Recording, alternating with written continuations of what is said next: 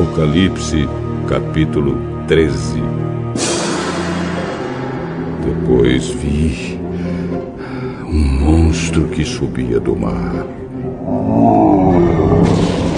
Ele tinha 10 chifres e 7 cabeças, uma coroa em cada um dos chifres, e nomes que eram blasfêmias escritos nas cabeças. O monstro que vi parecia um leopardo. Os seus pés eram como os de um urso, e a sua boca era como a de um leão. E ao monstro o dragão deu o seu poder, o seu trono e grande autoridade.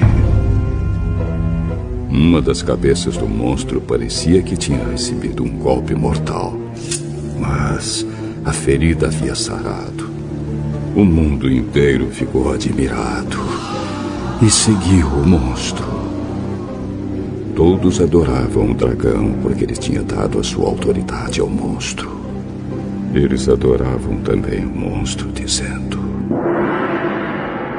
quem é tão forte como o monstro? Quem pode lutar contra ele? Foi permitido ao monstro se gabar da sua autoridade e dizer blasfêmias contra Deus. E ele recebeu autoridade para agir durante 42 meses.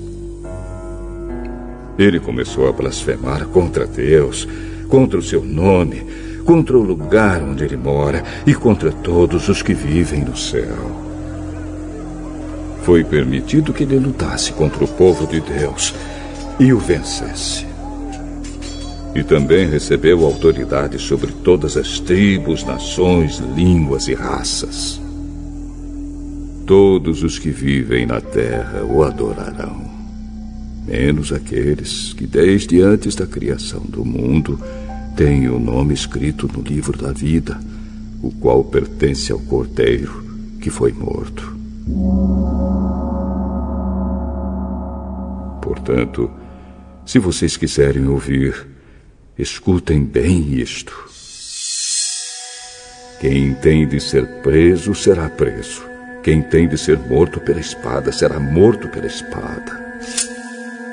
Isso exige que o povo de Deus aguente o sofrimento com paciência e seja fiel.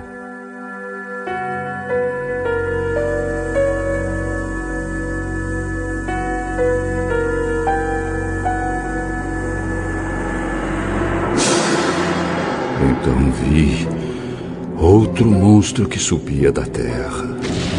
Ele tinha 2 chifres parecidos com os de um carneiro, mas falava como um dragão.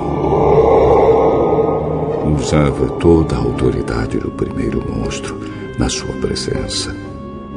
Forçava a terra e todos os que moram nela a adorarem o primeiro monstro, aquele cuja ferida mortal havia sido curada. Esse segundo monstro fez coisas espantosas. Fez com que caísse fogo do céu sobre a terra, na presença de todas as pessoas. E enganou todos os povos da terra, por meio das coisas que lhe foi permitido fazer na presença do primeiro monstro. O segundo monstro disse a todos os povos do mundo que fizessem uma imagem em honra ao outro monstro, que havia sido ferido pela espada e não havia morrido. O segundo monstro recebeu o poder de soprar vida na imagem do primeiro, para que ela pudesse falar e matar todos os que não a adorassem. Ele obrigou todas as pessoas, importantes e humildes, ricas e pobres, escravas e livres, a terem um sinal na mão direita ou na testa. Ninguém podia comprar ou vender, a não ser que tivesse esse sinal, isto é, o nome do monstro ou o número do nome dele. E isso exige sabedoria.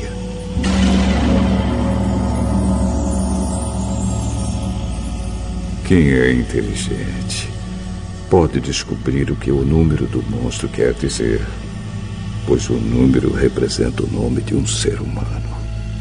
O seu número é 666.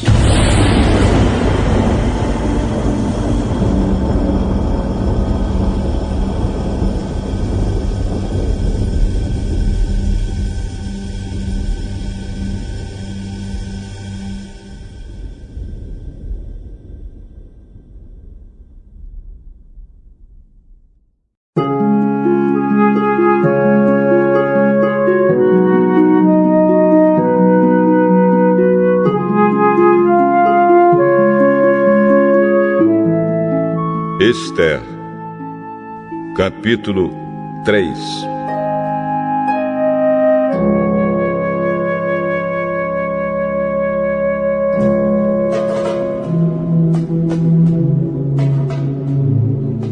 Depois disso, o rei Xerxes colocou um homem chamado Hamã no cargo de primeiro-ministro. Hamã era filho de Hamedata e descendente de Agag.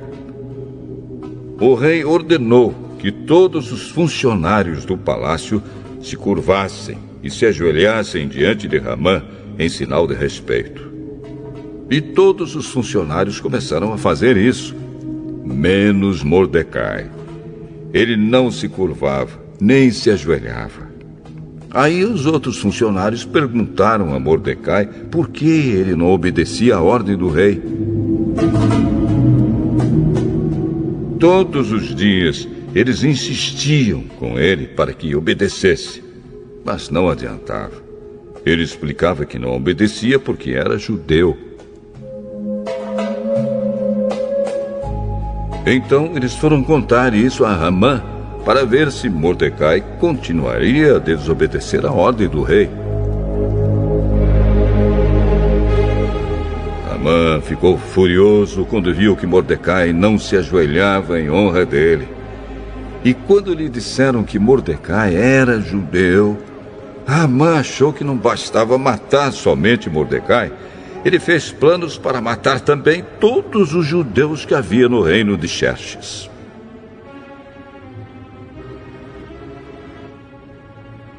No ano 12 do reinado de Xerxes, no primeiro mês, o mês de Nisã, Hamã ordenou que tirassem a sorte, chamava-se isso de Purim, para decidir o dia e o mês em que os judeus seriam mortos. Foi sorteado o dia 13 do 12º mês, o mês de Adar. Hamã foi e disse ao rei: por todas as províncias do reino está espalhado um povo que segue leis diferentes das leis dos outros povos. O pior, ó rei, é que eles não obedecem às suas ordens. E por isso, não convém que o senhor tolere que eles continuem agindo assim. Se o senhor quiser, assine um decreto ordenando que eles sejam mortos. E eu prometo depositar nos cofres reais 342 mil quilos de prata para pagar as despesas do governo.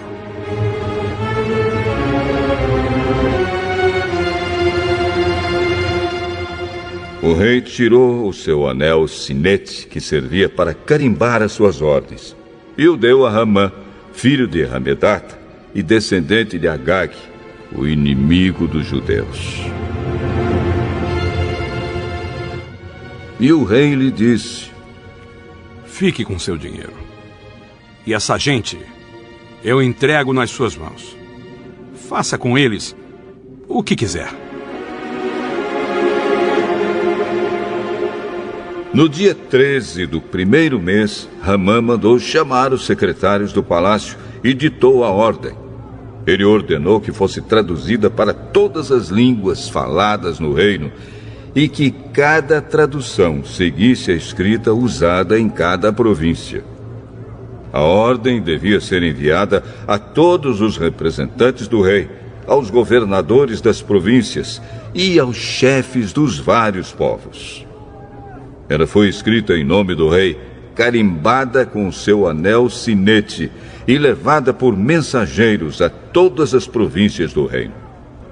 A ordem era matar todos os judeus num dia só, o dia 13 do 12º mês, o mês de Adar. Que todos os judeus fossem mortos, sem dó nem piedade, os moços e os velhos, as mulheres e as crianças. E a ordem mandava também que todos os bens dos judeus ficassem para o governo. Em cada província deveria ser feita uma leitura em público dessa ordem, a fim de que, quando chegasse o dia marcado, todos estivessem prontos. O rei deu a ordem, e os mensageiros foram depressa a todas as províncias, e em Suzã, a capital, a ordem foi lida em público. O rei e Ramã se assentaram para beber, enquanto a confusão se espalhava pela cidade.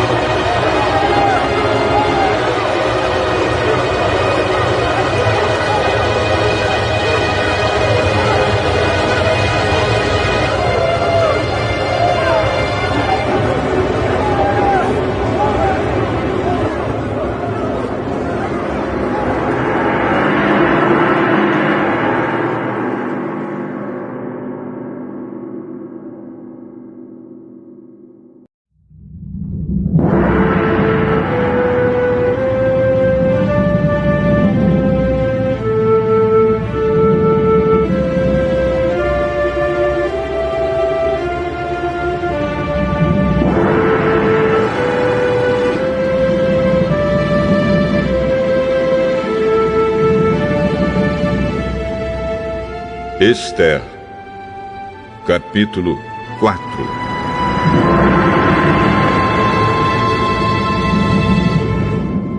Quando Mordecai soube de tudo isso, rasgou a roupa em sinal de tristeza, vestiu uma roupa feita de pano grosseiro, pôs cinza na cabeça e saiu pela cidade, chorando e gritando.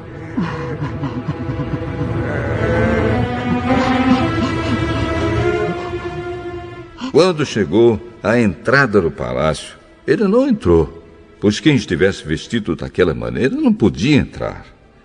E em todas as províncias, em todos os lugares onde foi lida a ordem do rei, os judeus começaram a chorar em voz alta.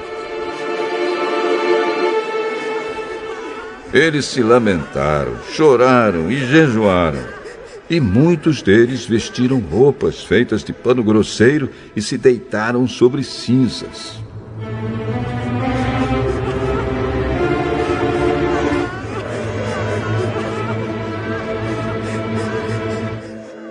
Esther ficou muito aflita quando as suas empregadas e os seus eunucos lhe contaram o que havia acontecido. Ela mandou roupas para Mordecai vestir, mas ele não quis. Então ela mandou chamar Hataque, um dos eunucos do palácio, que tinha sido escolhido para atendê-la, e ordenou que ele fosse falar com Mordecai para saber o que estava acontecendo e qual era a razão de tudo aquilo. Hataque foi procurar Mordecai na praça que havia em frente do palácio, e Mordecai contou tudo o que tinha acontecido com ele. Disse também a quantia exata que Ramã tinha prometido depositar nos cofres do rei como pagamento pela destruição de todos os judeus. Mordecai entregou a Hataque uma cópia do decreto que havia sido lido por toda a cidade de Suzã, ordenando que os judeus fossem mortos. E Mordecai pediu a Hataque que levasse a cópia a Esther, explicasse tudo direito e pedisse a ela que fosse falar com o rei e insistisse que ele tivesse piedade do povo dela.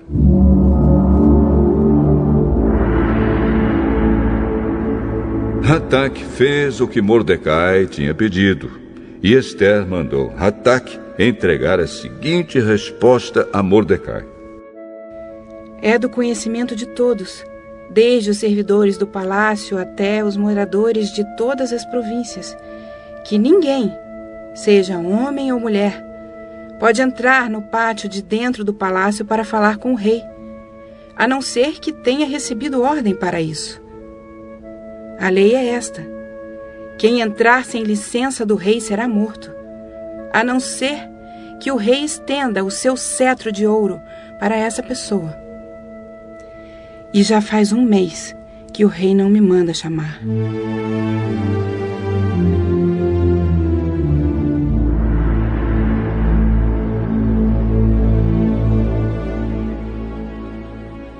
Quando recebeu a mensagem de Ester, Mordecai mandou o seguinte recado para ela. Não pense que por morar no palácio, só você, entre todos os judeus, escapará da morte. Se você ficar calada numa situação como esta, do céu virão socorro e ajuda para os judeus, e eles serão salvos. Porém, você morrerá, e a família do seu pai desaparecerá. Mas, quem sabe, talvez você tenha sido feita rainha justamente para ajudar numa situação como esta.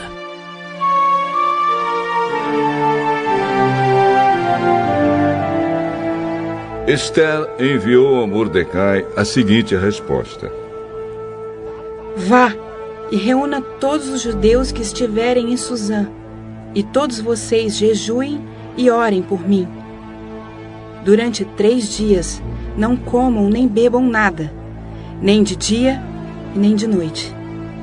Eu e as minhas empregadas também jejuaremos. Depois irei falar com o rei, mesmo sendo contra a lei. E se eu tiver de morrer por causa disso, eu morrerei. Aí Mordecai foi e fez tudo o que Ester havia mandado.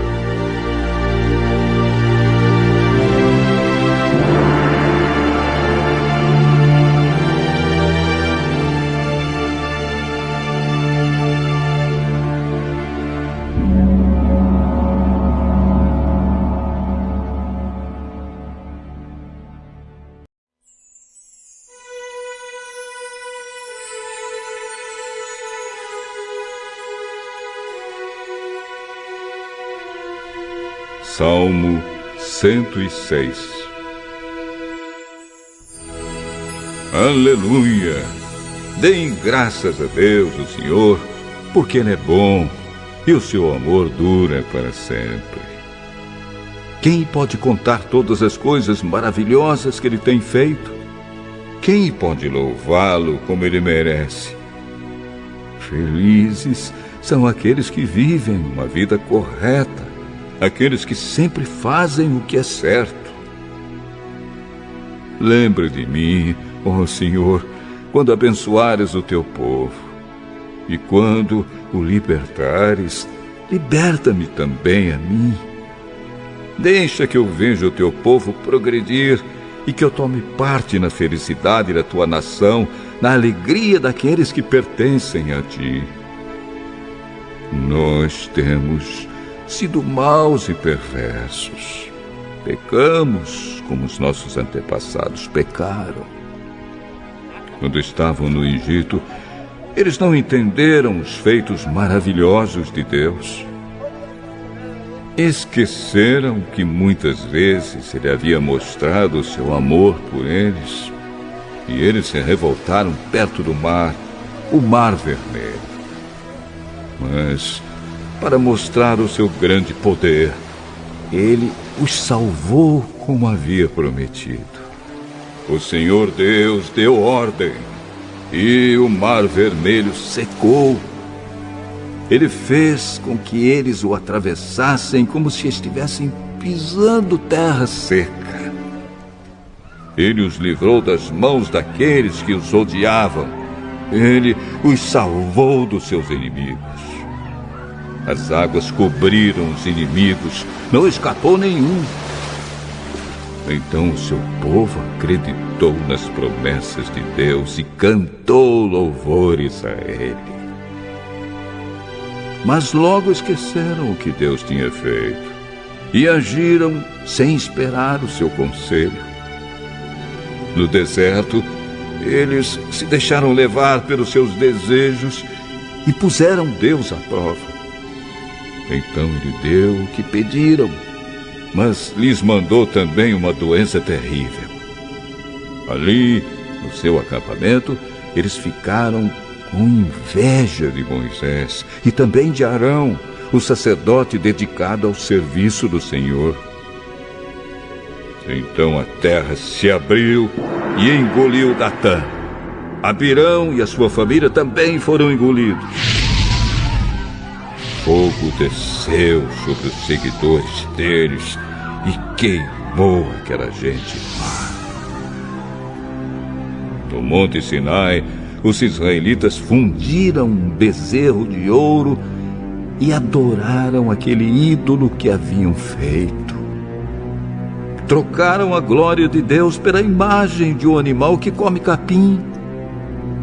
Eles esqueceram de Deus, o seu Salvador, que havia feito coisas maravilhosas no Egito. Que coisas extraordinárias Deus fez ali. Que coisas espantosas fez no Mar Vermelho. Depois Deus disse que ia destruir os israelitas.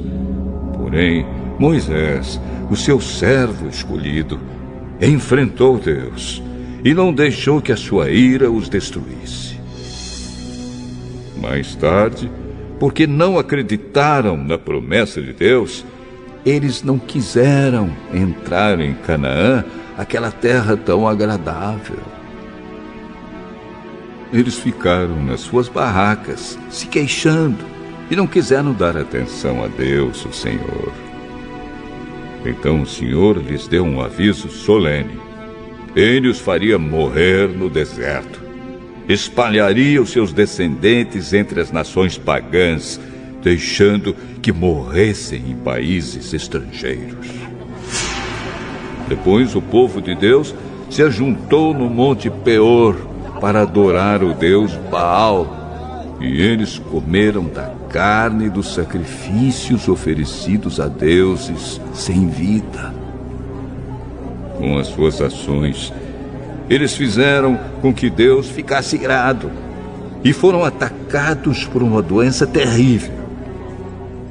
Mas Finéias castigou o culpado e a doença acabou. Todos têm lembrado dessa boa ação de Finéias e as gerações futuras nunca esquecerão delas. Depois, nas fontes de Meribá, o povo fez com que Deus ficasse irado. E quem sofreu por causa disso foi Moisés. Eles fizeram com que Moisés ficasse tão irritado que ele disse coisas que não devia. Eles não mataram os pagãos como o Senhor Deus tinha mandado, mas casaram com aquela gente e imitaram os seus costumes pagãos. O povo de Deus adorou ídolos e por causa disso foi destruído.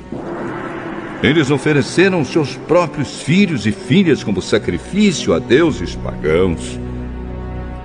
Mataram aquelas crianças inocentes, os seus próprios filhos e filhas, como sacrifício aos ídolos de Canaã. E o país se tornou impuro por causa desse sangue.